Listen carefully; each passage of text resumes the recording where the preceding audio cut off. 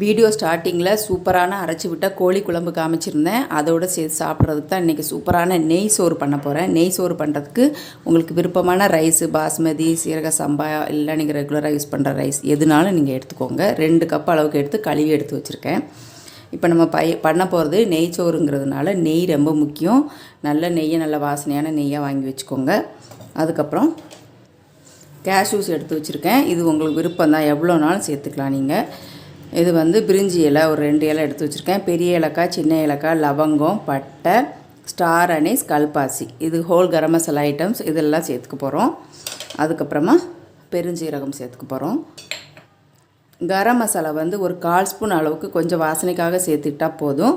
இது கூட விருப்பம் இல்லை அப்படின்னா நீங்கள் ஸ்கிப் பண்ணிக்கலாம். இந்த கரம் மசாலா கூட நான் வீட்டிலே ரெடி பண்ணதான். இந்த ரெசிபி கூட என்னோடய சேனலில் இருக்குது. லிங்க் டிஸ்கிரிப்ஷன் பாக்ஸில் கொடுக்குறேன்.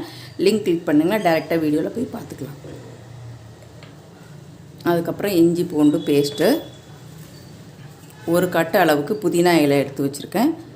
கொத்தமல்லி இலை, ஒரு வெங்காயத்தை நல்லா ஃபைனாக ஸ்லைஸ் பண்ணி வச்சுக்கணும். 2 மிளகாயை நல்லா இப்படி ஸ்லிட் பண்ணி வச்சுருக்கேன். இதுதான் இதுக்கு தேவையான பொருட்கள். இனி எப்படி செய்யலாங்கிறத பார்க்கலாம். முதல்ல நம்ம நெய் சோறு செய்ய போகிற ஒரு குக்கர் எடுத்துகிட்டு அதில் தேவையான அளவு நெய் ஊற்றிக்கிறோம். நெய் நல்லா சூடானதும் நம்ம எடுத்து வச்சுக்கிற ஹோல் கரம் மசாலா பொருட்களை இதோடு சேர்த்துடலாம்.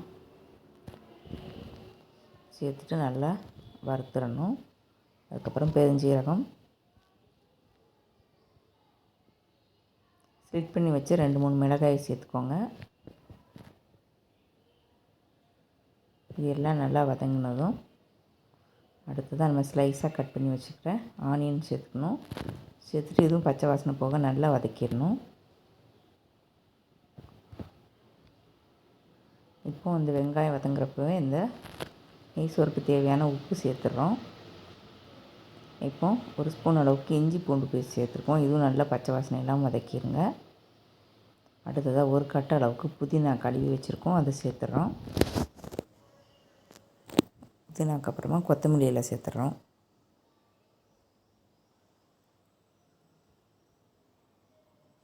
எல்லாம் நல்லா வதங்கிடுச்சு. நான் இன்றைக்கி 2 கப்பு ரைஸ் எடுத்திருக்கேன். 2 கப்புக்கு 4 கப்பு தண்ணி, 1:2 தான் ரேஷியோ.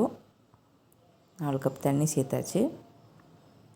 இப்போ எல்லாத்தையும் நல்லா கலந்து விட்டுட்டு கடைசியாக ஒரு 1/4 ஸ்பூன் அளவுக்கு கரம் மசாலா சேர்த்துக்கோங்க.